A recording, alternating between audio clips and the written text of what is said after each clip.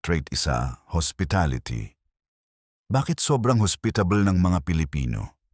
Kapag may bisita, automatic. Kain ka muna. Kahit minsan kulang na ang pagkain, hindi lang ito simpleng kabaitan. Noong unang panahon, mahalaga ang magandang relasyon sa ibang tao para mabuhay. Ang bisita pwedeng kaibigan, kakampi, o tulong sa oras ng panganib, kaya naging natural sa kulturang Pilipino ang pagiging welcoming. Gusto nating komportable ang ibang tao, pero minsan, sobra tayong mapagbigay. Kahit tayo na mismo ang nahihirapan.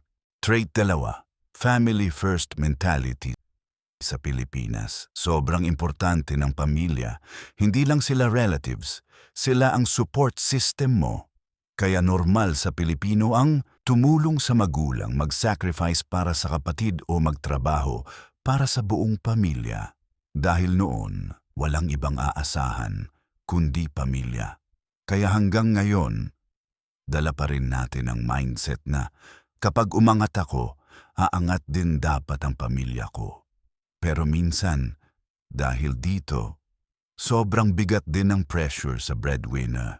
Trait tatlo, hiya culture. Ang hiya sa Pilipino, hindi lang simpleng pagiging mahiyain. Ito ay takot mapahiya o ma-judge. Kaya maraming Pilipino ang tahimik. Maingat magsalita, iwas sa confrontation. Dahil mahalaga sa kultura natin ang reputasyon. Ayaw nating mapahiya sa harap ng ibang tao. Pero minsan, dahil sa sobrang hiya, nahihirapan tayong magtanong, magsalita, o ipaglaban ang sarili natin kahit alam nating tama tayo. Trait apat, bahala na mentality. Bahala na. Isa ito sa pinakakilalang Filipino mindset. Madalas iniisip ng iba, katamaran ito, pero hindi lagi. Minsan, ito ay paraan lang ng utak para harapin ang uncertainty. Kapag wala ka ng control sa sitwasyon, sinasabi mo, bahala na. Parang combination ito ng faith, hope, at survival instinct. Dahil minsan, yun lang ang paraan para mabawasan ang takot at stress. Trait 5, marites/gossip culture. Bakit mahilig ang Pilipino sa chismis? Dahil ang utak ng tao mahilig sa social information. Gusto nating malaman sino ang may issue, sino ang magkaaway, sino ang may sikreto. Noong unang panahon, mahalaga ito para malaman kung sino ang mapagkakatiwalaan. Kaya hanggang ngayon, malakas pa rin ang marites culture. At aminin man natin o hindi, kapag may narinig tayong, alam mo ba, automatic, nakikinig tayo. Trait 6, humor as coping. Napansin mo ba, kahit may problema, marunong pa ring tumawa ang Pilipino. Kapag may stress, ginagawang joke. Kapag may hirap, may meme agad. Hindi ito dahil wala tayong pake. Ito ay coping mechanism. Kapag hindi mo makontrol ang problema, humor helps reduce emotional pain. Kaya kahit sa panahon ng bagyo, brownout, o kahirapan, may maririnig ka pa ring biro. Dahil minsan, ang pagtawa, ang pinakamadaling paraan para kayanin ang buhay. Trait 7, resilience. Bakit parang kahit gaano kahirap, kayang ngumiti pa rin ang mga Pilipino? Ito ang tinatawag na resilience. Lumaki tayo sa bagyo, baha, problema sa pera, at iba't ibang hirap ng buhay. Kaya natuto tayong bumangon kahit pagod na. Kapag may problema, ang mindset natin, lilipas din to.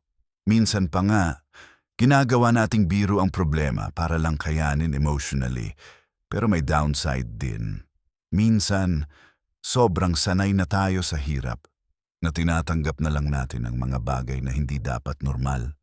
Pero kahit ganon, patuloy pa rin ang Pilipino.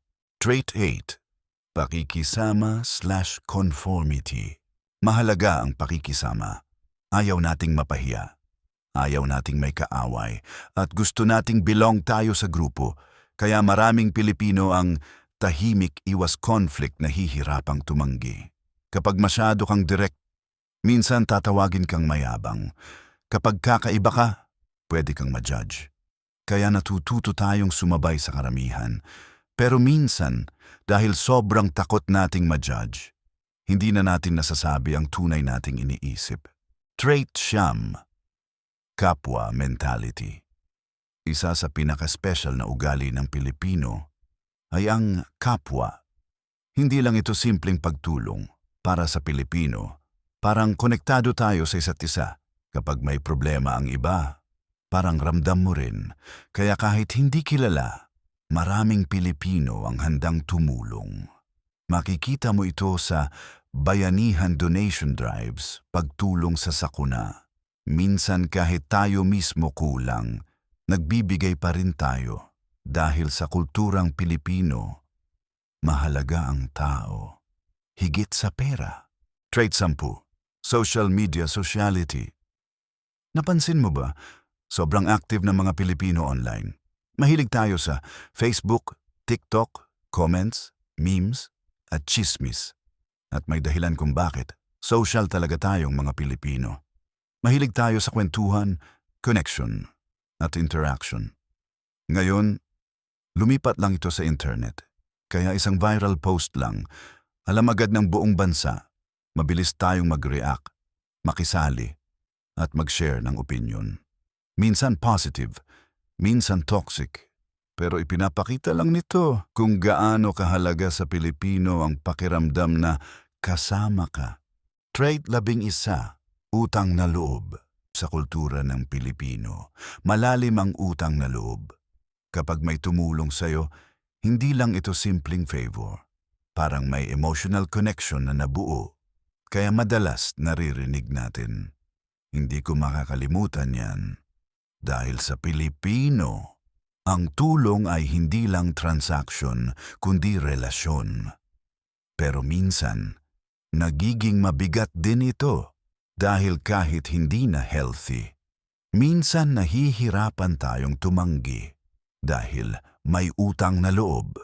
Trait 12, crab mentality. Kapag may umaangat na Pilipino, minsan may iba na hindi natuwa. Ito ang tinatawag na crab mentality. Pero hindi ito simpleng inggit lang. Madalas, galing ito sa insecurity at comparison. Kapag nakikita natin ang tagumpay ng iba, naaalala natin ang sariling kulang. Kaya imbes na mag-support, minsan nahihila pababa. Pero mahalagang tandaan, hindi ito lahat ng Pilipino. Mas marami pa rin ang nagse-celebrate ng success ng iba. Kung nagustuhan mo itong video na ito, like mo lang at subscribe ka para sa more contents na ganito. Marami pa tayong i-explore tungkol sa culture, psychology, at Filipino behavior.